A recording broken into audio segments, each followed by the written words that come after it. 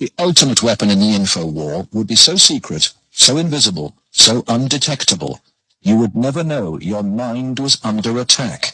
At Laurentian University in Ontario, Canada, a young student is about to undergo one of the strangest experiences of her life. They're hooking Denise's brain up to an electroencephalograph, or EEG machine, for 30 to 40 minutes.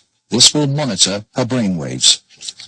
While these electric coils attached on either side of her head will immerse her brain in an electromagnetic field. Her brain actually completes the circuit between the two coils.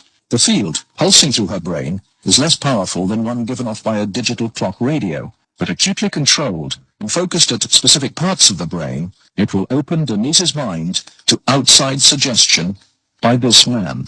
Dr. Michael Persinger is a professor of psychology and neuroscience. He is designing ways to put the power of mind control to good use. Dr. Persinger's research focuses on brain trauma. He uses carefully controlled doses of electromagnetic radiation to induce relaxation and alleviate pain. So what Sandra did was to initiate a opiate releasing pattern. That's a burst firing field that was stimulated once every 4 seconds. And that produces relaxation and a very pleasant sensation. Similarly, using the appropriate field, we can induce fear and apprehension, but clearly that would be unethical in that setting. Dr. Persinger's tests suggest that carefully programmed electromagnetic frequencies can tap into individual brains and influence people's emotions. The cognitive processes of the human brain are really quite simple. And if you understand how they work, you can make entire populations think and decide no matter what you wish. Many experts are skeptical of such an Orwellian scenario, but Persinger thinks the implications are chillingly real. Suppose you generate a field that produces fear, fundamental fear, in large numbers of people. And then, over the television, more traditional way, you say, the reason we're having this fear is because of this particular group. And now you start to move the population believing in a direction that you wish.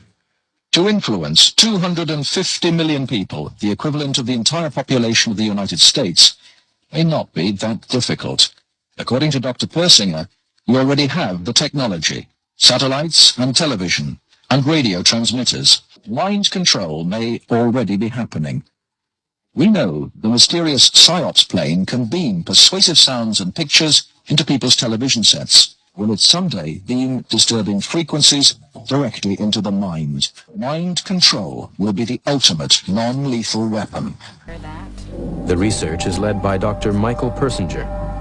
Basically, at any given time, all experience is due to those portions of the brain that are most metabolically active. If we can simulate that by applying complex, meaningful magnetic fields to the brain, we can also induce those experiences. If you stimulate the deep portions of the temporal lobe, so you can get very, very vivid imagery, and the emotional commitment or the emotional sensation that something is profound, real, cosmically real, and personally significant.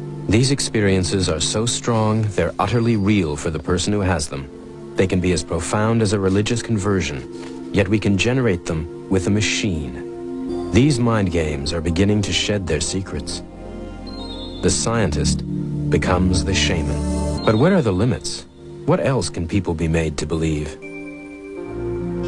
But one thing that's really clear, you can control the person's experiences, and they don't know they're being controlled. And they don't know they're being controlled. And they don't know they're being controlled.